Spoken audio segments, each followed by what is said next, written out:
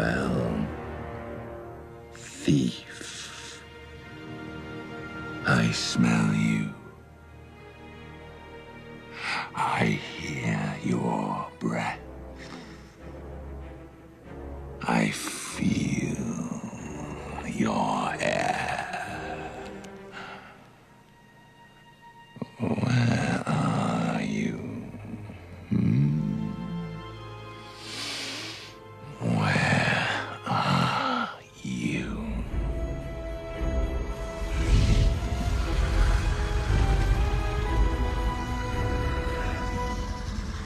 The other secret weapon that we had for Smaug beyond his design was the fact that he is a talking dragon.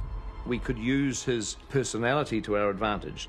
And so we were looking for an actor that was not just going to sort of voice a dragon that we would imagine, a dragon would sound like. We wanted someone who actually would do something original, unexpected, something that was a surprise to us. We both went up for it at the same time. We both kind of went on tape at the same time during the first season of Sherlock. So we both went in very early 2010. And I knew Benedict wanted to play Smaug. Smaug was one of the characters that we cast quite early on. We were looking at some of the tapes, and a young actor called Benedict Cumberbatch actually sat down in a chair.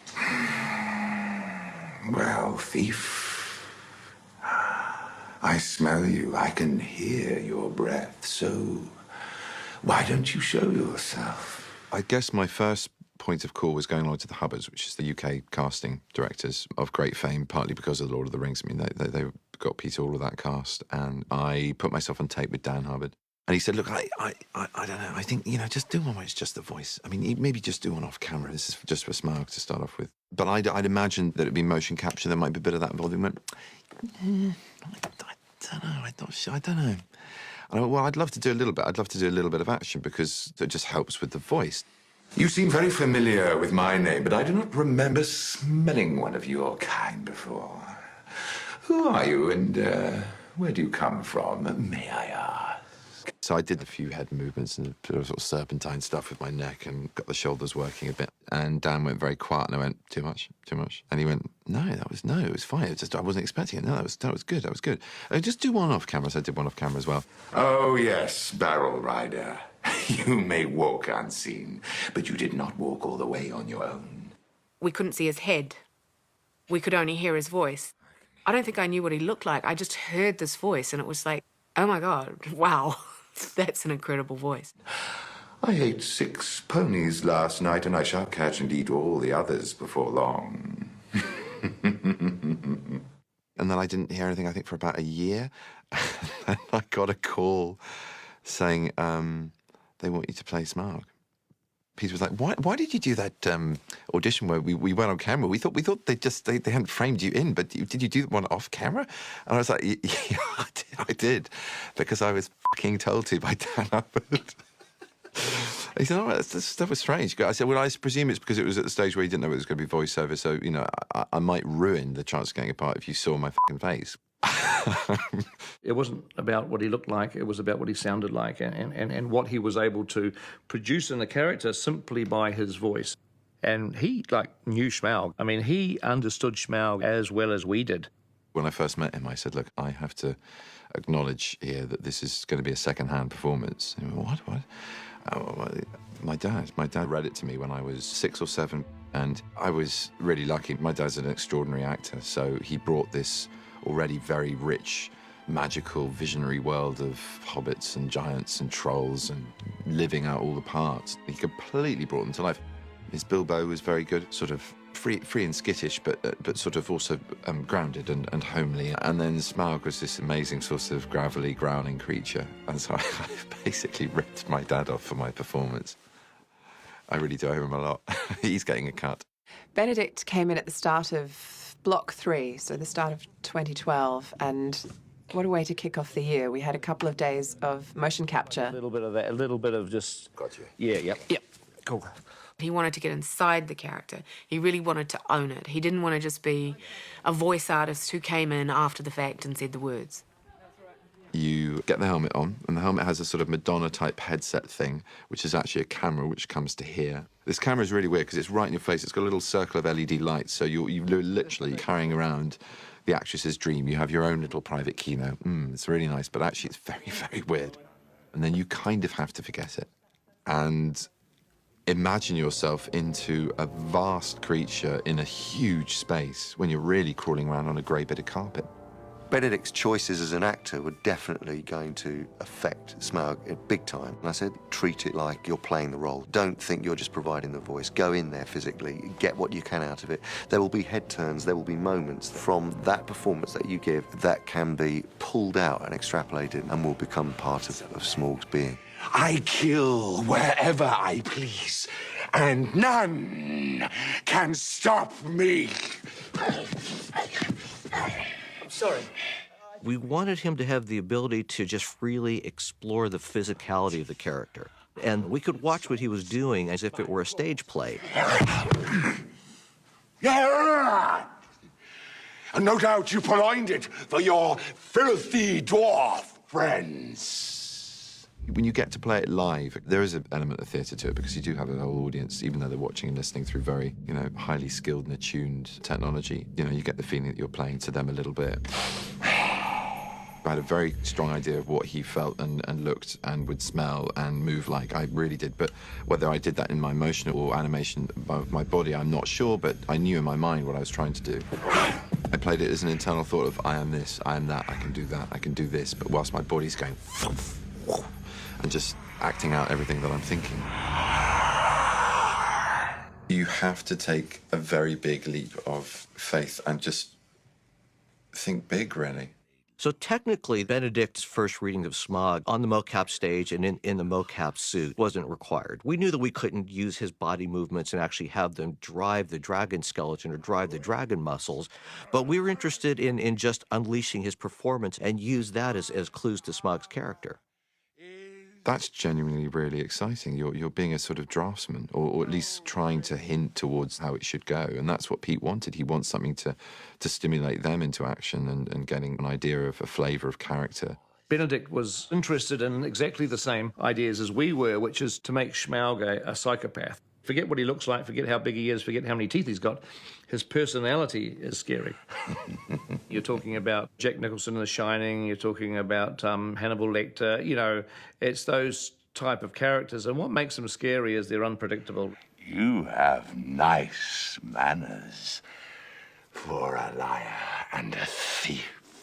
They have that absolute ability to kind of be charming on one level, and then ultimately you feel the tension and the edge, and there's moments where he can barely hold his psychotic side in as he's trying to actually get to the truth.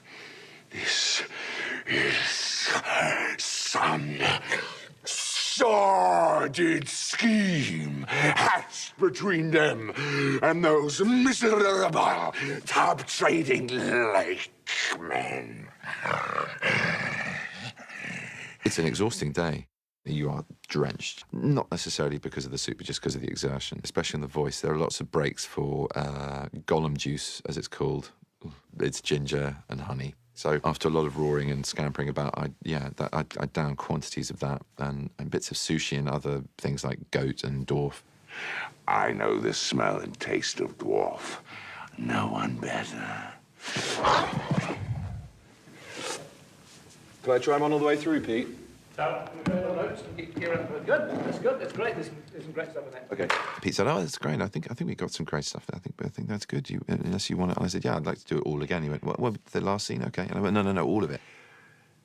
The king from under the mountain is dead. Where are the kin who dare seek revenge? I ate all his people like a wolf among sheep. I destroyed Dale. I laid low the warriors of old and instilled terror into the hearts of men. I kill wherever I please, and none shall stop me. So tell me, underling, how do you choose to die?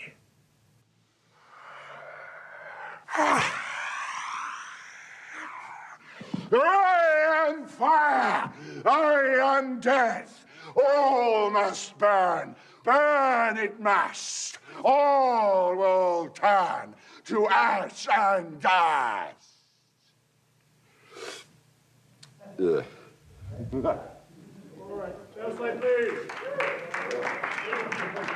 It was great to be able to just have a run and play the whole character in one fell swoop. That was an extraordinary creative process to witness.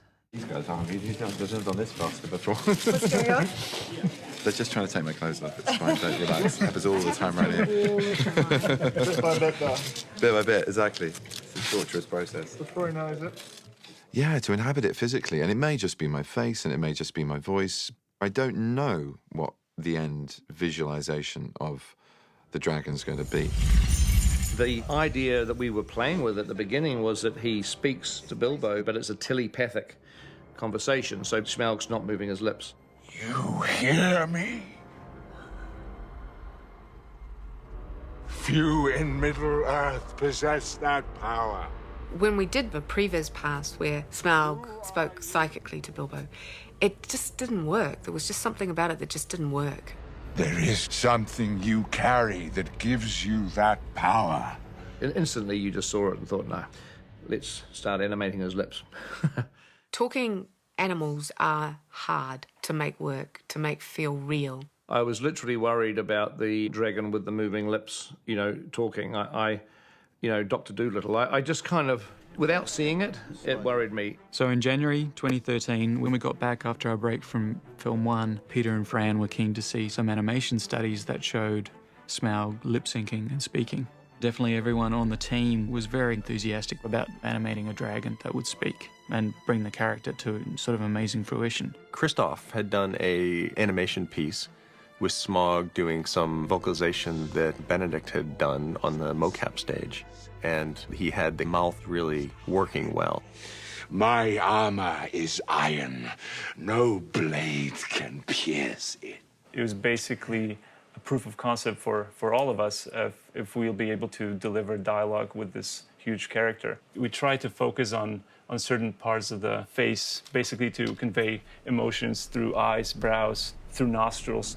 Christoph really just captured the essence of it, the power, the scale, but, you know, the fine detail required to deliver lines. My claws are spears. My wings are hurricane. The very first time I saw it, I thought, yeah, okay, I can see this working. I think it's going to work just fine. Having him move his lips and communicate was going to help him become a character. And so everyone was feeling confident that, yes, we've got a design that's pretty solid, and now we can just build from here. So February of 2013, we had to start building Smaug because we had to finish him in time. Quite early on, when we would have our team Smaug meetings in my office, we would have other departments come and join us as well. So we had Andrea come over, who was doing a lot of the modeling on the dragon. In the shaders department, we'd have Guillaume come over. And then, of course, my textures team. Miriam Gautran, who was a lead texture artist on it. Miriam is my dragon lady. Ever since she came and started with Weta Digital, she was always into dragons. She's an amazing artist, and not just digitally, but also just a traditional artist. And her portfolio had all these amazing dragon designs on there. So I always knew in the back of my mind, I said, when we do the Hobbit, I said, you know, I'm going to give her Smaug to look after. And working very closely together with John Howe. He's probably been chasing this dragon for longer than any of us.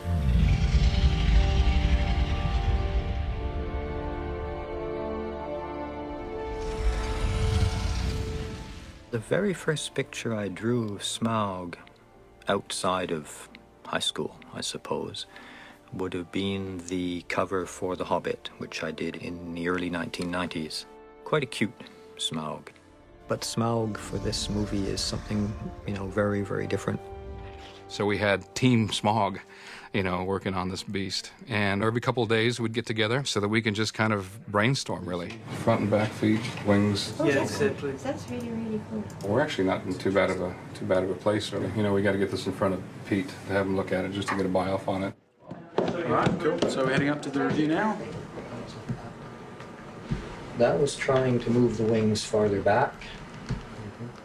I mean, to tell you the truth, I'm thinking that one exercise we should do is to delete the front legs entirely, and you know, use the sort of dragon with these are his front legs. In one of the reviews, Peter was looking at it and said, he says, I wonder what he'd look like, and just with 2 legs. I kind of think that you're going to have more expression if these are his arms than you are if these are his arms. Gesturing and stuff. Yeah, well, you'd make these joints into fingers, which I kind of think might be more sinister. When we saw this 4-legged dragon, it started to look like a dog to me. It started to look like a puppy with wings. And I always thought the most creepy dragons are the ones that actually don't have 4 legs. Essentially, their hands are part of their wings, and they walk on with their wings. You know, that's part of their legs almost. And they are the ones I find the most sinister. They're like predators. They allow you to put the dragon into a very predatorial pose. And that was a lot of what Smaug was going to be doing in this film. And in March 2013, Peter decided that Smaug no longer had 4 legs, but 2. And at this point, it was quite a ways down the line, and we're going like, oh my God, we're going to change the design now. Got everybody in a bit of stunned silence. But I think it's worth it. I think now's the time to do it very quickly while we're just getting the last of the shots sorted out.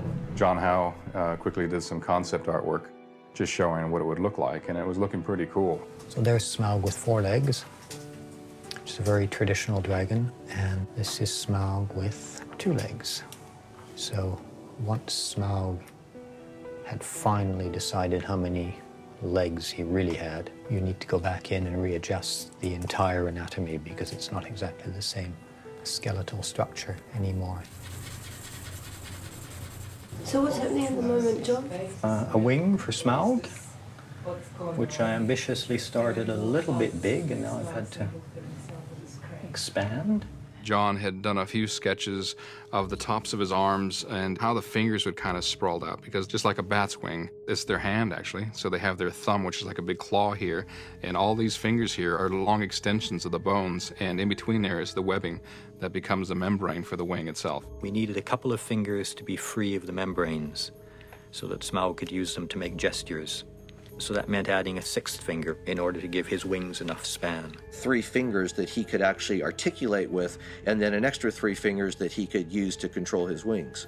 And so these longer wing arms that we now had, we were able to pose fingers up onto some of the columns, which always looks more interesting than this does, right? When all the feet are on the ground. There's a lot of my hand in a lot of Smaug, basically because I had one here that I could draw, so I'd be looking at my hand in a mirror and trying to twist it into all these shapes in order to understand the possible structure. For several months, I had some reproduction skeletons of a harpy eagle and a bat crowding in on both sides of my computer and trying to figure out how to develop a structure for Smaug. We used 2 elements from 2 different animals, and we combined those. We used a keel from a bird, which allowed us to give him a big, powerful chest, and we also used arms that are very similar to a bat. There's reference of vampire bats walking. It's pretty creepy, actually. When they're walking, they're able to tuck their wings almost completely up along their arm joint. You almost don't even notice that they have wings. They just look like this crawling thing. So we use that idea with Smaug. You just always try and find something in nature that's even remotely close to what you're animating. It was awesome because now not only do we have a dragon with an articulating face and lips and he can deliver lines, but he can act with his hands as well. So we had the full gamut of performance options with him. It did mean we had to go back to a couple of the shots in film 1 where you see him busting through the gates of Erebor in his initial attack. They thought they could possibly get away with it, and we thought, no, some fan out there is going to say, hey, it's got front legs. You know, you can see that. You saw one specific shot where he was just charging forward through the ranks of dwarves. So we just went back into that shot even after film 1 had been finished, but before the DVD had been released, and we reanimated that shot with him walking with his wing hands. Welcome back. This is Team Smaug.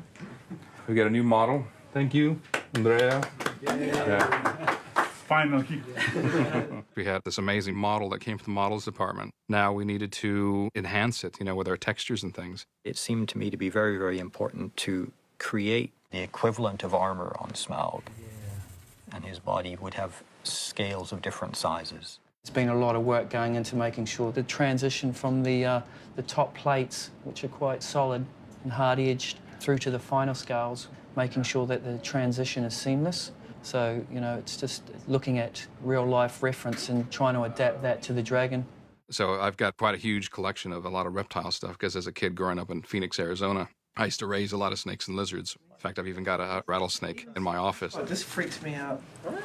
Look how cool is No, that? serious. What? Don't do that, man. Seen this one? Yeah, I know. This one's like, it even sounds like one. A team of 4 or 5 texture artists working for weeks and weeks, effectively hand-painted. It's like 1 million scales. There was really nothing that was done procedurally. You know, we wanted to kind of stay away from that because we wanted it to have this, you know, realistic kind of look. There was a great effort made in ensuring that all the scales would be unique. Every little bit of them would be realistic, and even the smallest scale should actually look like a real scale. And we had to paint a lot of them. We had, you know, some literally microscopic kind of scales for when we were going to get close, you know, to them. We could see that there's scales within the scales within the scales. And also, we need some artwork, don't we, on this missing scale too? It's what I mean. Is it there? Is it here? Whereabouts is it? It needs to look like it's a missing tooth. It's been dislodged and fallen out because it got pinged by the arrow. Yeah. So it actually needs to look like something's missing there. So one morning, I came at work and checked my emails, and I saw there was one really simple drawing, and that drawing was done by Peter himself. So he did the scale positions and missing scale, which was a really good guide to me to see how to build that missing scale. So it is true. The idea that the dragon is armored, but only vulnerable in one spot, once again harks back to all of these tales, like Fafnir, where invincibility is bestowed in some fashion on a being, but there's always a flaw, there's always a weak spot. No blade can pierce me! The Smaug that we worked with on film 2 had to be a much older dragon from the one that we saw in film 1. This is a good example of just some of the dry skin that we're trying to get. We're trying to make it feel like, you know, he's constantly, just like a snake, he's constantly shedding his skin. And so we've got pieces that are just kind of flaking off. He had a big scar in his lip. He had broken off horns. These minor details that helped to bring Smaug to life. The pre-production departments, models, textures and shaders did such a fantastic job of building out Smaug the creature into one big, very detailed model. The detail level of Smaug is crazy. To give you a reference, Gollum on LOTR was done with 5,000 polygons, and Smaug was done with close to 20 million polygons, I think, for the full Smaug model. Something that came about a bit later was in the books, it's described that his scales are encrusted with jewels. His long, pale belly crusted with gems and fragments of gold, from his long lying on his costly bed. Because he's been lying in the gold and the treasure for so long, coins and jewels have become embedded and encrusted into the scales on his belly. We weren't actually going to do that. We thought it's like, oh, we're probably not going to see it or anything. And it wasn't until, I think, the first or second trailer came out, Peter was getting some of the reviews, you know, from fans and stuff. And one of the fans had said, he says, oh, and I think I could see the gold encrusted into his scales and his jewels. And Pete kind of freaked out a bit. He's like, you know, oh, crap. You know, that means that we're going to have to do that. So it's fitting these little tiny gems and little tiny coins in between these gigantic scales and making them read as something other than just noise. So because of that one fan that's out there, you know, we did it. But it worked, and it looked beautiful in there. And so having all the super fine detail helps the success of all our characters become so believable. It's really like I imagine it, actually, right now. That's very overwhelming to see it suddenly with colors and as you imagine it. That's really beautiful. And now we have to bring Benedict, who is a very big performance actor, No one better! into this very, very detailed character. How do you choose to die?